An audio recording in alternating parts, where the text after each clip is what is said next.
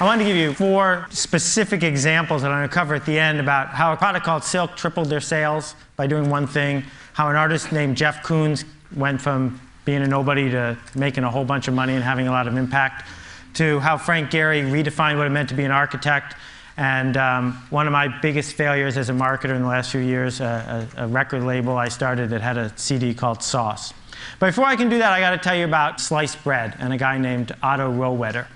Now, before sliced bread was invented in the 1910s, I wonder what they said, like the greatest invention since the telegraph or something. But this guy named Otto Rohwedder invented sliced bread. And he focused, like most inventors did, on the patent part and the making part. And the thing about the invention of sliced bread is this, that for the first 15 years after sliced bread was available, no one bought it, no one knew about it. It was a complete and total failure.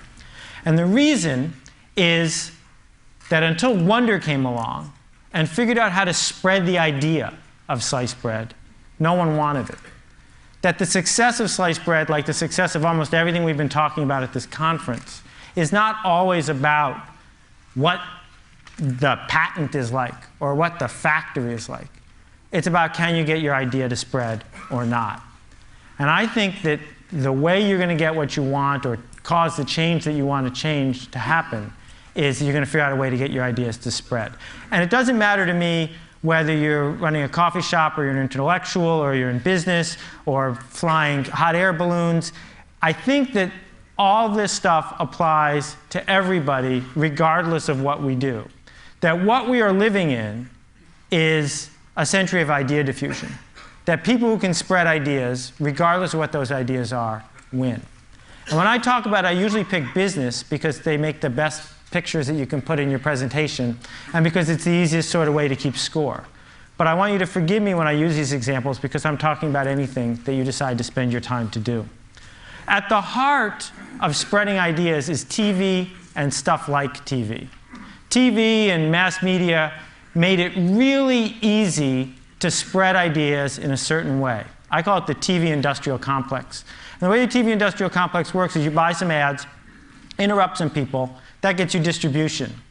You use the distribution you get to sell more products.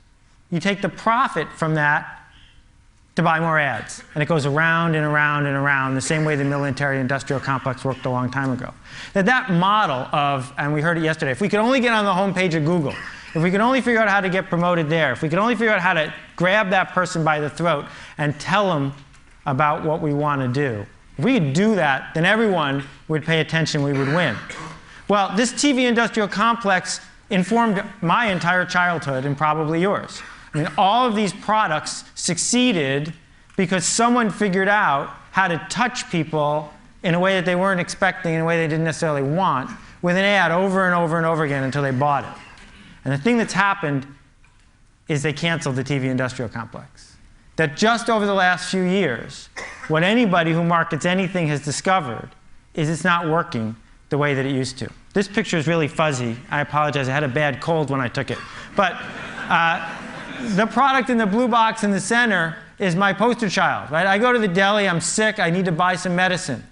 The brand manager for that blue product spent $100 million trying to interrupt me in 1 year. $100 million interrupting me with TV commercials and magazine ads and spam and coupons and shelving allowances and spiffs. Also, I could ignore every single message. And I ignored every message because I don't have a pain reliever problem. I buy the stuff in the yellow box I always have.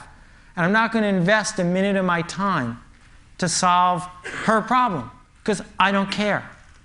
Here's a magazine called Hydrate. It's 180 pages about water. Right?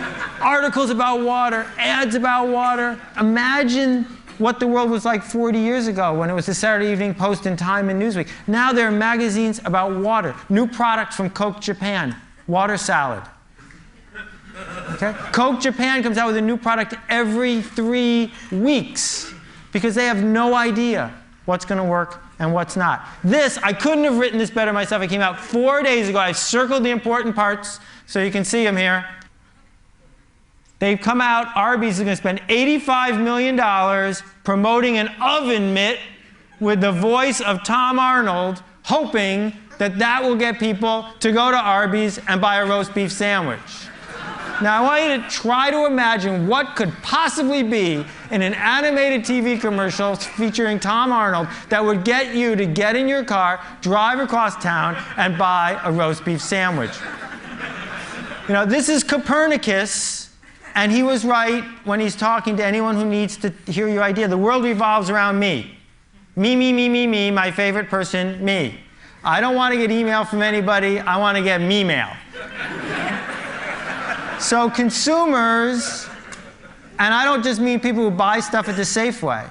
I mean people at the Defense Department who might buy something, or people at, you know, the New Yorker who might print your article. Consumers don't care about you at all. They just don't care. Part of the reason is they got way more choices than they used to and way less time. And in a world where we have too many choices and too little time, the obvious thing to do is just ignore stuff. And my parable here is you're driving down the road and you see a cow and you keep driving. Because you've seen cows before. Cows are invisible. Cows are boring. Who's going to stop and pull over and say, oh, look, a cow? Nobody. But if the cow was purple, isn't that a great special effect? I could do that again if you wanted. If the cow was purple, you'd notice it for a while. I mean, if all cows are purple, then you get bored with those too. The thing that's going to decide what gets talked about, what gets done, what gets changed, what gets purchased, what gets built is it remarkable? And remarkable is a really cool word because we think it just means neat. But it also means worth making a remark about. And that is the essence of where idea diffusion is going. That two of the hottest cars in the United States is a $55,000 giant car, big enough to hold a Mini in its trunk. People are paying full price for both, and the only thing they have in common is that they don't have anything in common. Every week, the #1 best-selling DVD in America changes. It's never The Godfather, it's never Citizen Kane, it's always some third-rate movie with some second-rate star. But the reason it's #1 is because that's the week it came out. Because it's new, because it's fresh, because people saw it and said, I didn't know that was there, and they notice it. Two of the big success stories of the last 20 years in retail. One sells things that are super expensive in a blue box, and one sells things that are as cheap as they can make them. The only thing they have in common is that they're different. We're now in the fashion business. No matter what we do for a living, we're in the fashion business. And the thing is, people in the fashion business know what it's like to be in the fashion business. They're used to it. The rest of us have to figure out how to think that way, how to understand that it's not about interrupting people with big full-page ads or insisting on meetings with people, but it's a totally different sort of process that determines which ideas spread and which ones don't. This chair, they sold $1 billion worth of Aeron chairs by reinventing what it meant to sell a chair. They turned a chair from something the purchasing department bought to something that was a status symbol about where you sat at work.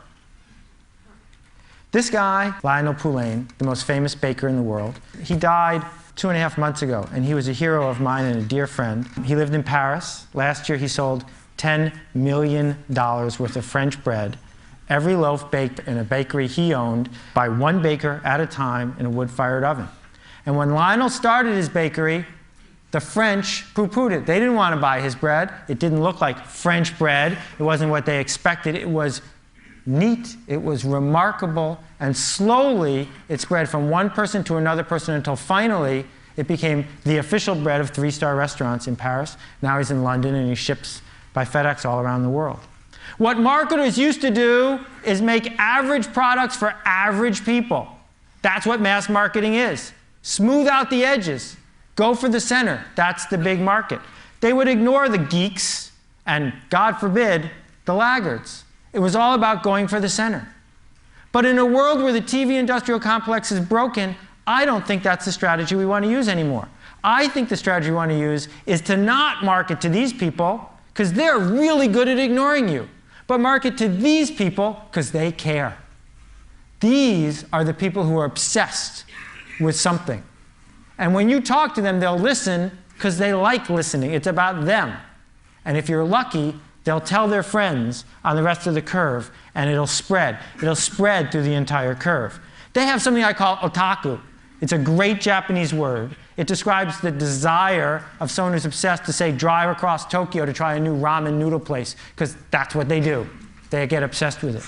To make a product, to market an idea, to come up with any problem you want to solve that doesn't have a constituency within otaku is almost impossible. Instead, you have to find a group that really desperately cares about what it is you have to say, talk to them, and make it easy for them to tell your friends. There's a hot sauce otaku, but there's no mustard otaku. That's why there's lots and lots and lots of kinds of hot sauces and not so many kinds of mustard. Not because it's hard to make interesting mustard. You can make interesting mustard. But people don't because no one's obsessed with it, and thus no one tells their friends. Krispy Kreme has figured this whole thing out. Krispy Kreme has a strategy. And what they do is they enter a city, they talk to the people with the otaku, and then they spread through the city to the people who just crossed the street. This yo-yo right here costs $112, but it sleeps for 12 minutes. Not everybody wants it, but they don't care. They want to talk to the people who do, and maybe it'll spread. These guys make the loudest car stereo in the world. It's as loud as a 747 jet. You can't get in. The car's got bulletproof glass on the windows because they'll blow out the windshield otherwise. But the fact remains that when someone wants to put a couple speakers in their car, if they've got the otaku or they've heard from someone who does, they go ahead and they pick this. It's really simple. You sell to people who are listening, and maybe, just maybe, those people tell their friends. So when Steve Jobs talks to 50,000 people at his keynote, right, who are all tuned in from 130 countries watching his 2-hour commercial, that's the only thing keeping his company in business, is that those 50,000 people care desperately enough to watch a 2-hour commercial and then tell their friends. Pearl Jam, 96 albums released in the last 2 years. Everyone made a profit. How? They only sell them on their website. Those people who buy them on their website have the otaku, and then they tell their friends, and it spreads, and it spreads. This hospital crib costs $10,000, 10 times the standard. But hospitals are buying it faster than any other model. Hard candy nail polish doesn't appeal to everybody, but to the people who love it, they talk about it like crazy. This paint can right here saved the Dutch Boy Paint Company, making them a fortune. Cost 35% more than regular paint because Dutch Boy made a can that people talk about because it's remarkable. They didn't just slap a new ad on the product. They changed what it meant to build a paint product. AmIHotOrNot.com. Every day, 250,000 people go to this site, run by 2 volunteers, and I can tell you they're hard graders. And they didn't get this way by advertising a lot. They got this way by being remarkable, sometimes a little too remarkable. And this picture frame has a cord going out the back, and you plug it into the wall. My father has this on his desk, and he sees his grandchildren every day, changing constantly. And every single person who walks into his office hears the whole story of how this thing ended up on his desk. And one person at a time, the idea spreads. These are not diamonds. Not really. They're made from cremains. After you get cremated, you can have yourself made into a gem. Oh, you like my ring? It's my grandmother.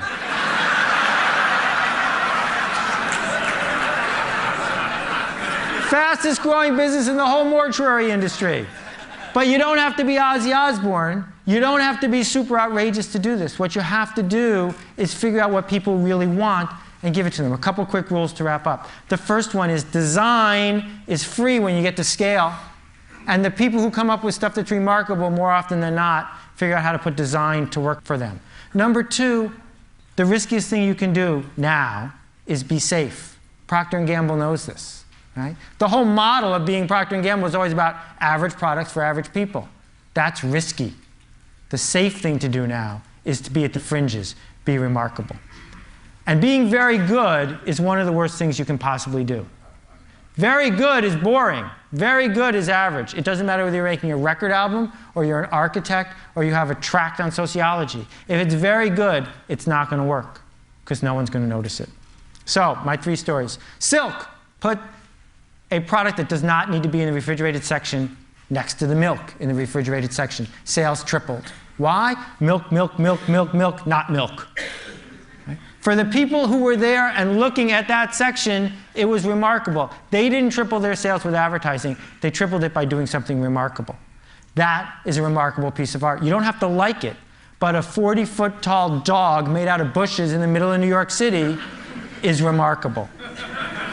Frank Gehry didn't just change a museum, he changed an entire city's economy by designing one building that people from all over the world went to see. Now, at countless meetings, at the Portland City Council or who knows where, they say, we need an architect. Can we get Frank Gehry? Right? Because he did something that was at the fringes. And My Big Failure, I came out with an entire, a record album, and hopefully a whole bunch of record albums in SACD format, this remarkable new format, and I marketed it straight to people with $20,000 stereos. People with $20,000 stereos don't like new music. So what you need to do is figure out who does care. Who is going to raise their hand and say, I want to hear what you're doing next, and sell something to them. The last example I want to give you, this is a map of Soap Lake, Washington. As you can see, if that's nowhere, it's in the middle of it.